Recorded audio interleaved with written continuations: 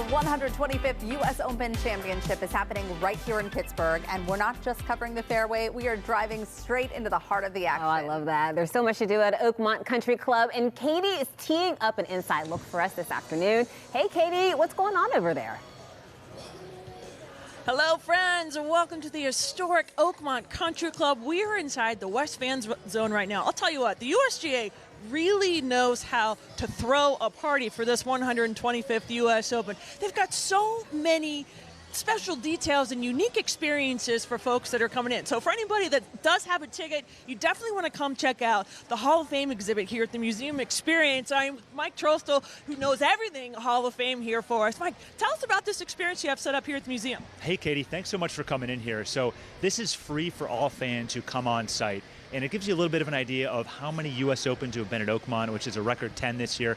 We brought some artifacts from the World Golf Hall of Fame and the USGA Museum Experience. So, hey, let me show you around. Yeah, and the cool thing about this really is that so many of these artifacts are actually from moments that happened here on this historic Oakmont golf course, right? That's exactly right. So we have a big display here dedicated to Johnny Miller, who shot a 63 in the final round of the 1973 U.S. Open. He was 6 strokes behind going into the final round. He was tied for 13th place, and they know it as one of golf's greatest rounds. So we have his clubs, we have his shoes, his golf ball that he used, and then we talk a little bit here about his record back nine that he shot. Yeah, you guys kind of mapped out his whole journey here. Exactly. Take fans through his back-to-back, and then play highlights here so you can start to see some of the great shots that he hit down the stretch. I have to say, this throwback footage and also like the gear that he was wearing, things have really evolved since he was winning this championship, but it didn't stop or prevent him from having a killer round.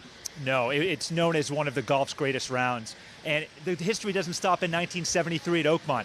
We've had several other championships here. And then up on the wall that you're looking at right here, we have clubs from U.S. Open champions who are playing this year, including Rory McIlroy, including Dustin Johnson, who won right here at Oakmont in 2016. This is also really special. Now, for golf enthusiasts, right, I mean, this is like their bread and butter, right? This is so exciting. But for even just for a casual fan, they can really learn a lot about the history of the U.S. Open and of the amazing things that have happened here on this course. Yeah, absolutely. You can have so much fun to come in here.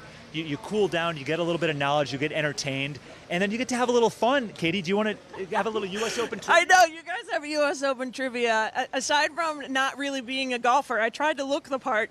I don't know anything about this, but let's see. Which player had the largest final round comeback in U.S. Open history? Arnold Palmer, Johnny Miller, Hale Irwin, Webb Simpson.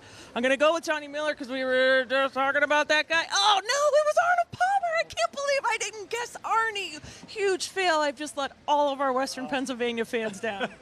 So close. Epic fail. Okay, now, something I think is actually really quite unique here is that you also have some more artifacts, if you will. These are golf balls from what year? So these are golf balls, and we have some putters from the 1920s. So this is the record 10th U.S. Open at Oakmont, and the very first one was played in 1927.